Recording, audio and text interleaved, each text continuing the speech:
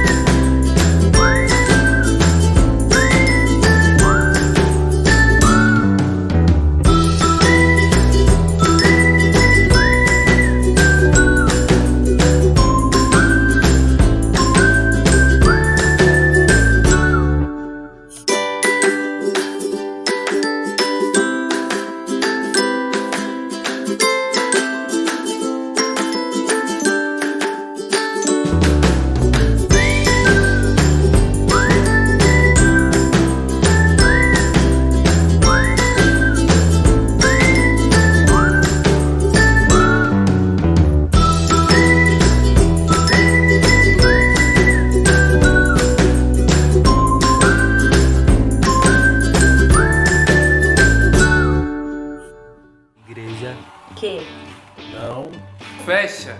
Igreja Que ora, Igreja que não fecha, que ora, igreja não fecha. Igreja que ora. Eu sou casa de Deus.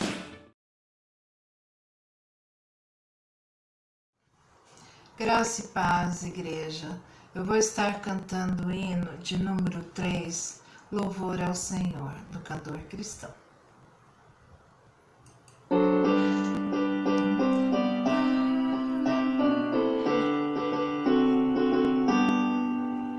Oh, gratos ao Senhor, ao vosso Rei louvai, com alegria e com fervor, com alegria e com fervor, seu culto celebrai, seu culto celebrai. A Ele pertencem bênção e sabedoria, sim, glória e soberania, agora e para sempre, sem fim. Amém.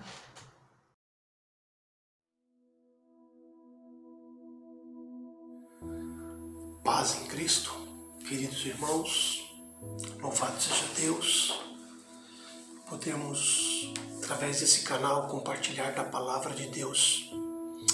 A palavra que eu quero estar trazendo aos irmãos está registrada ali no livro do profeta Amós, capítulo 3, no versículo 8. O leão ruge, quem não temerá? Amós, capítulo 3, versículo 8. O leão ruge, quem não temerá? Eu gostaria de estar falando ao coração dos irmãos a respeito do rugido do leão. E eu quero fazer menção aqui a duas fontes de pesquisa, de estudo, que eu utilizei, que é o site do estudobiblico.net, Sem Fronteiras, site do reverendo Hernando Dias Lopes, Palavra da Verdade, que muito me ajudaram a compor este sermão, devido ao grau de dificuldade que temos de entender sobre esse tema, o rugido do leão. Em Amós capítulo 3, o Senhor está falando com o seu povo, Israel. Importante entendermos que Deus está falando com o seu povo, e é uma fala de cobrança. E as cobranças de Deus são em relação à discordância que está havendo entre a vontade dele e a vontade do seu povo. A desarmonia, não está, o falta de equilíbrio não está dando certo. O povo não está cumprindo aquilo que Deus quer. Inclusive ele chega a dizer assim: 2 pessoas andarão juntas se não estiverem de acordo. Como eu posso andar com vocês se não estamos de acordo? Como vocês podem andar comigo se não estão de acordo com a minha vontade? Não há possibilidade de 2 pessoas andarem juntas.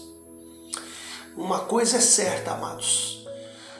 Nós precisamos alinhar a nossa vida, a nossa vontade com a vontade de Deus. Caso contrário, nós iremos desfrutar do juízo de Deus. Se a gente alinhar a nossa vontade com a vontade de Deus, com certeza nós vamos comer do melhor dessa terra. Vamos desfrutar dos benefícios que o Senhor vai nos dar. Mas o contrário também é verdade. Iremos provar o juízo de Deus. Então, a primeira parte desse sermão, nós queremos entender a questão histórica, a questão contextual do profeta Amós. Amós é um livro que revela a severidade do julgamento de Deus por causa da infidelidade de Israel, de Judá. Mas ao mesmo tempo Deus profetiza através de Amós, diz através de Amós, que há uma esperança de restauração. O profeta Amós pode ser entendido aqui como um megafone de Deus. Por quê? Porque ele vai estar falando da palavra de Deus. É o soar da trombeta. É Deus se comunicando com o seu povo. Ao lermos o profeta Amós, que viveu ali entre os anos 787 a.C., vamos encontrar uma surpreendente história de quebra de valores. Sim, meus amados irmãos, a situação moral do povo de Deus. Amados, o que se passa com Israel naquele momento, podemos dizer também que é muito atual. Podemos dizer também que tem muito a ver com os nossos dias. E com certeza, se o profeta estivesse vivendo no nosso tempo, ele soaria a trombeta.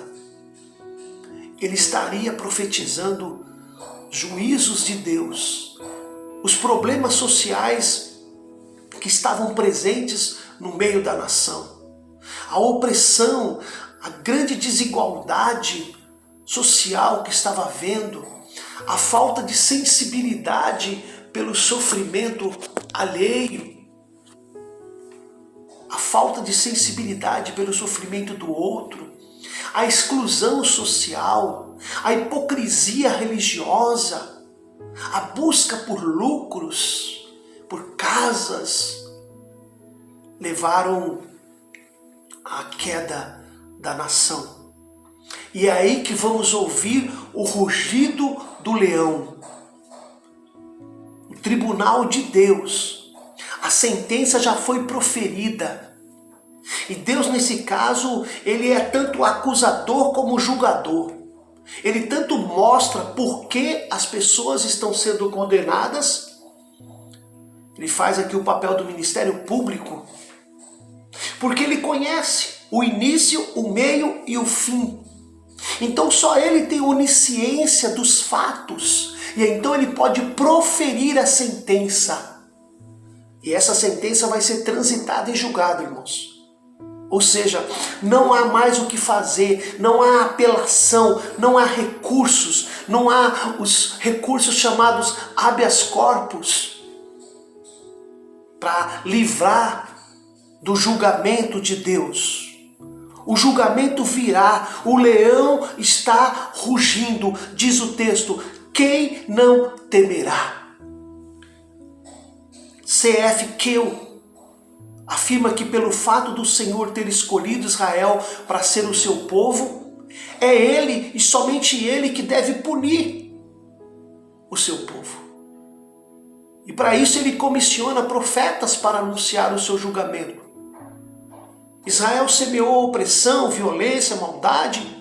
E Deus está dizendo que vai levantar um inimigo para saquear e fazer juízo com os habitantes de Israel.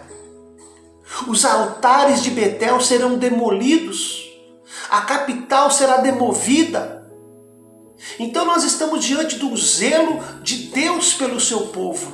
Ainda que neste momento o amor de Deus é visto como juízo, mas não deixa de ser amor, porque quem ama disciplina.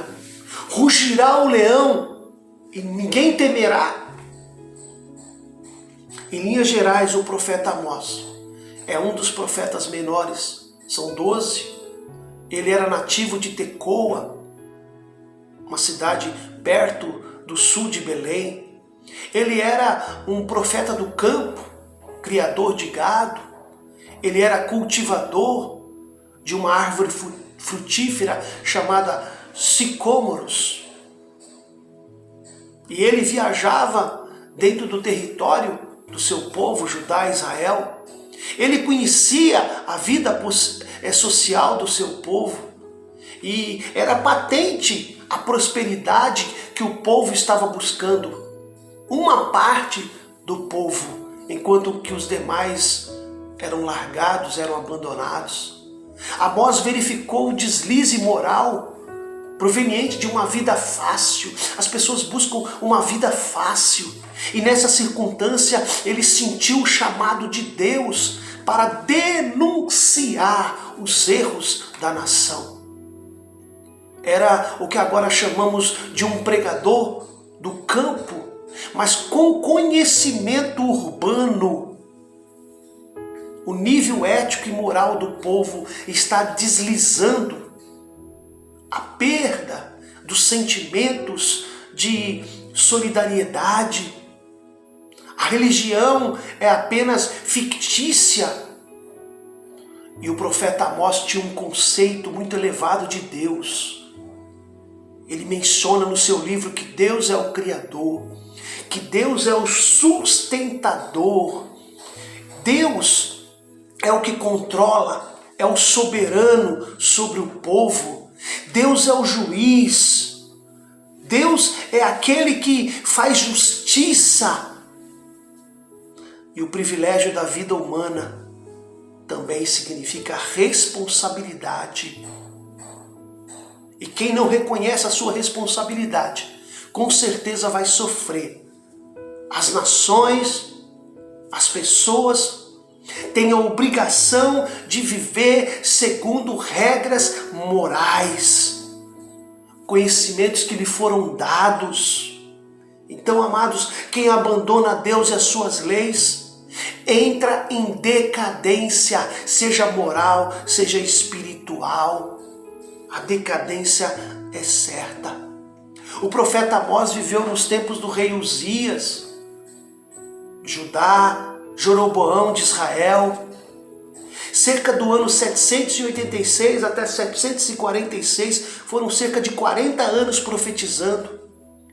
Embora seja considerado um dos profetas menores, ele tem uma mensagem muito forte, enérgica. Então Amós, para nós, é o profeta que anuncia o rugido do leão. Ele foi confrontado? Foi. As pessoas não querem ser chamadas a atenção, mas ele permaneceu firme.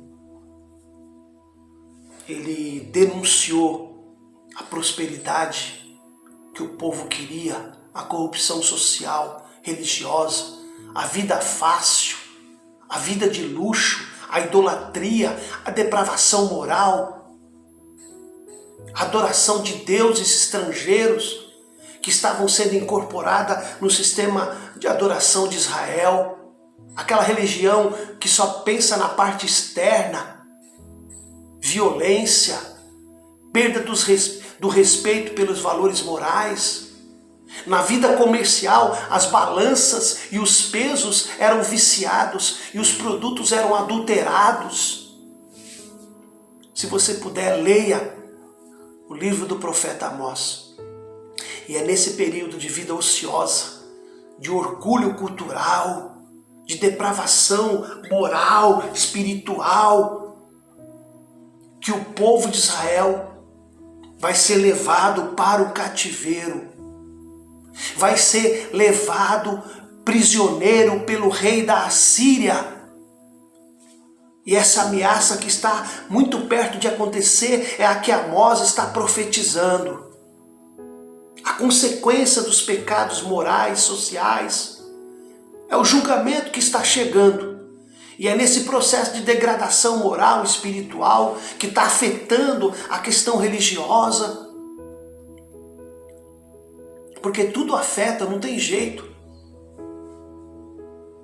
Segundo Afonso Felício, um teólogo em Portugal, ele é pastor da igreja metodista, ele fez uma espécie de entrevista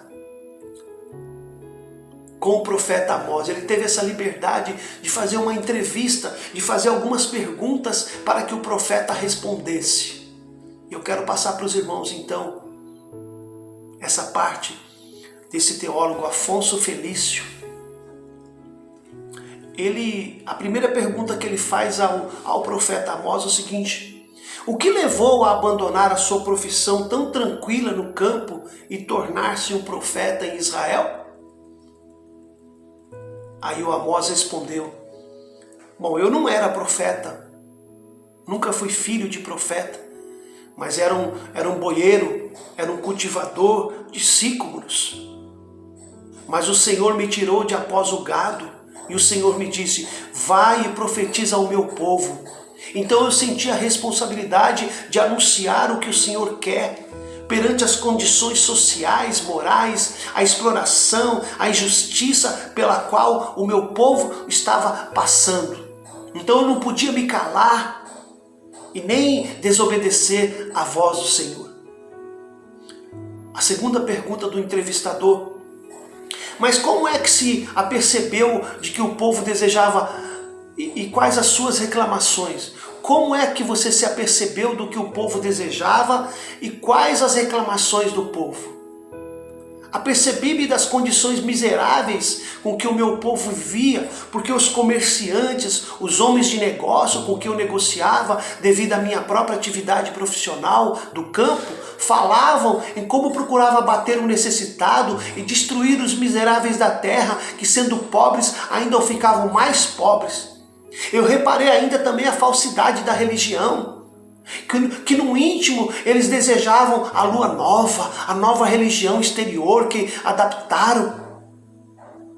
Eu percebi que essa postura era uma postura pagã, porque a lua nova não era a verdadeira religião do meu povo.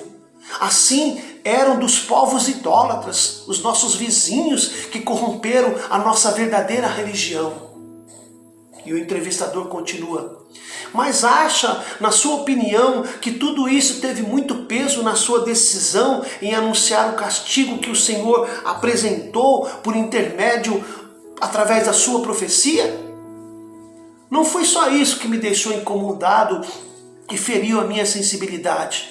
Havia toda uma classe de ricos e poderosos que viviam debaixo do luxo, mas à custa dos pobres. Esses morriam de miséria e não havia ninguém que os ajudasse, nem a classe sacerdotal levantava um dedo para os auxiliar. Era mais que evidente e visível que havia uma clara distinção entre os dois grupos, os oprimidos e os que amontoavam a opressão.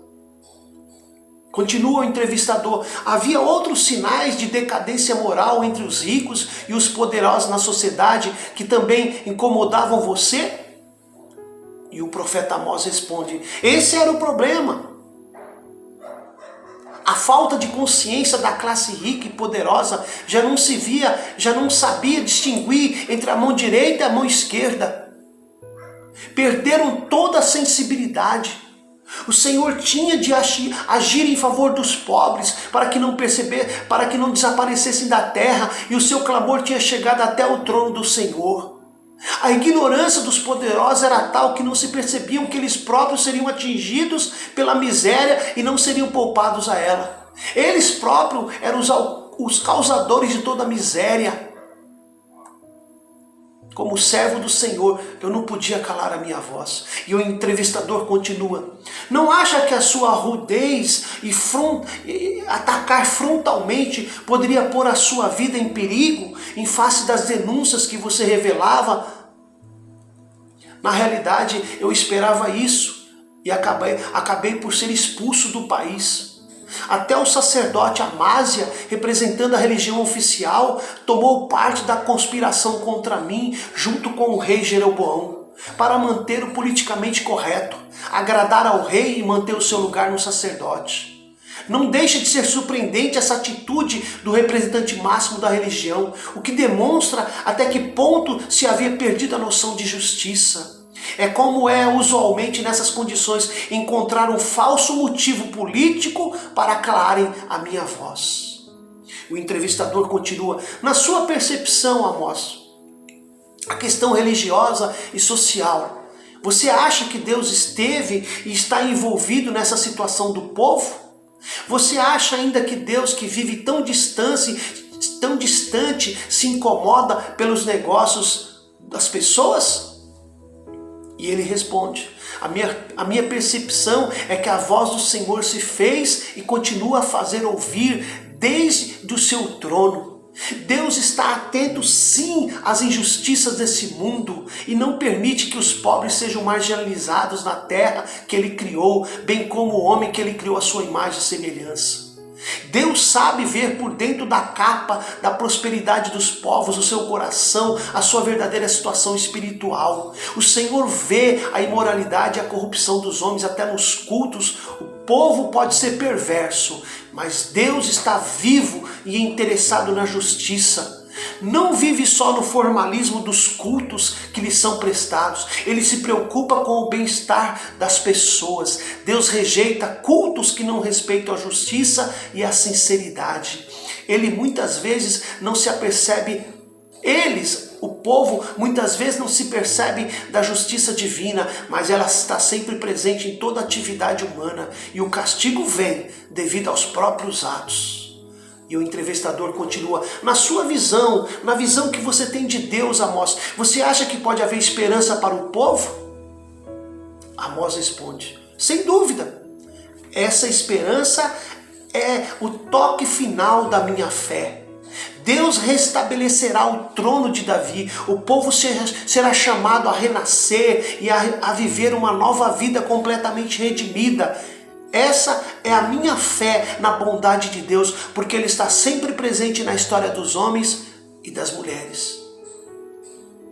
Amós, você gostaria de dar algum conselho para aqueles que nos ouvem, para aqueles que leem a tua palavra, a tua profecia?